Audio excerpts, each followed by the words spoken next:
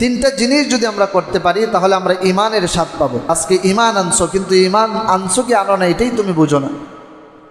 আজকে তুমি মিষ্টি খাইলে বুঝো এটা মিঠা লাগে, তিতা খাইলে বুঝো এটা তিতা লাগে, কিন্তু তুমি ইমান আনছো, ইমানের কোনো স্বাদ পাও না। তুমি নামাজ পড়ো, কিন্তু নামাজের কোনো স্বাদ পাও না।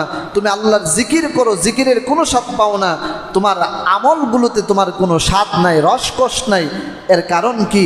যদি তুমি তিনটা কাজ করতে পারো, নবী আমার বলেন, তুমি যে মুসলমান হয়েছ, তুমি যে ইমান এনেছো, তুমি যে কালিমার মালা গলায় পড়েছো, এই ইমানের স্বাদ তুমি পাইবা যদি তুমি তিনটা কাজ করতে পারো। কয়টা কাজ?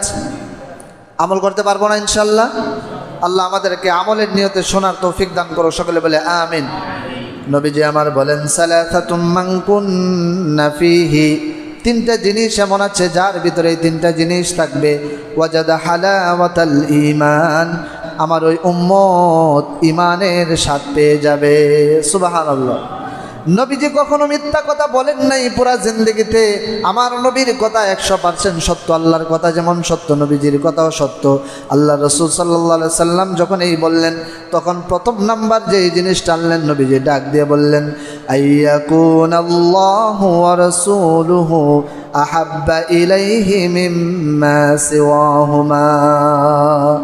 হে দুনিয়ার মুসলমান শুনে রাখো, আমার উম্মতেরা শোনো, দুনিয়ার ভিতরে যা কিছু আছে সব কিছু থেকে আল্লাহ এবং তার রাসূলকে যখন তুমি বেশি ভালোবাসবে, তখন তোমার দিলের ভিতরে ইমানের স্বাদ তৈরি হতে থাকবে। সুবহানাল্লাহ। বলেন তো, দুনিয়াতে সবচেয়ে বেশি ভালোবাসতে হবে কাকে? আল্লাহ এবং তার রাসূলকে। এই কাজটা যখন করব, ইমানের স্বাদ বাড়তে থাকবে। তো আমরা আল্লাহ এবং রাসূলকে কি সবচেয়ে বেশি ভালোবাসি? বলেন, বাসি? মনে হয় না। নিজের সন্তান যখন আল্লাহ এবং রাসূলের বিরুদ্ধে দাঁড়িয়ে যায়, তখন আল্লাহ এবং রাসূলের মহব্বতটা দূরে সরে যায়, আমার সন্তানের মহব্বত আগে চলে আসে।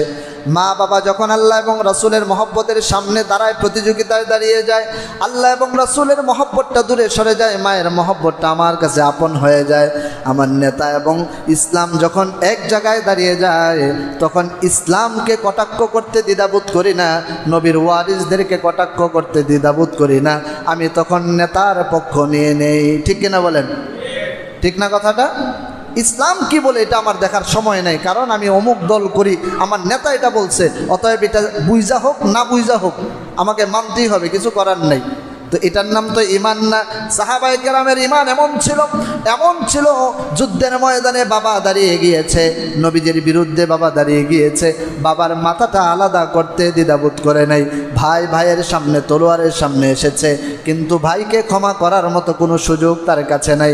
কেননা তুমি আল্লাহর রাসূলের বিরুদ্ধে দাঁড়িয়েছ।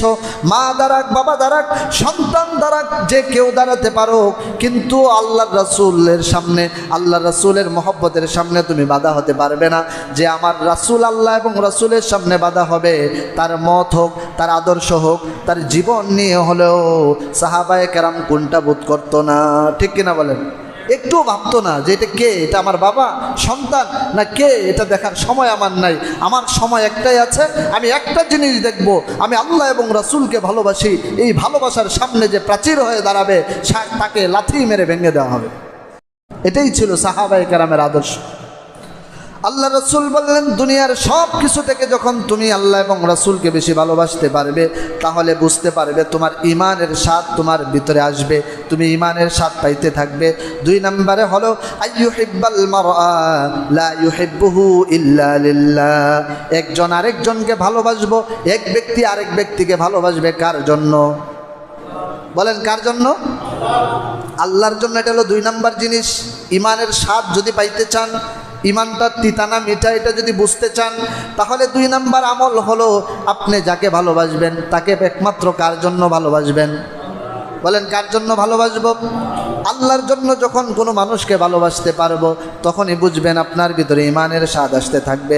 3 নম্বর হলো ওয়া আইয়ুকরিহা আইয়াউদা ফিল কুফরি কামা ইউকরিহু আইয়ুকযাফা ফিন্নার। ওই ব্যক্তিটা কুফরিতে ফিরে যাওয়াকে এতটা অপছন্দ করবে, কেমন যেন জাহান্নামের আগুনে ফিরে যেতে সে অপছন্দ করে।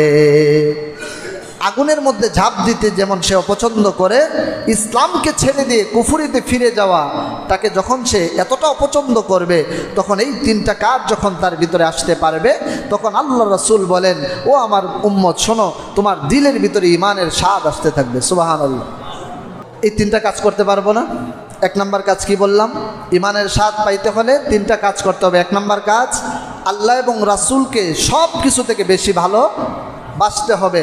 দুই নম্বর হলো, যে কেউকে আমরা ভালোবাসবো, যাকেই ভালোবাসি, সন্তান, আমার স্ত্রী, আমার মা বাবা, আত্মীয় স্বজন, যাকেই ভালোবাসি তাকে ভালোবাসবো কার জন্য?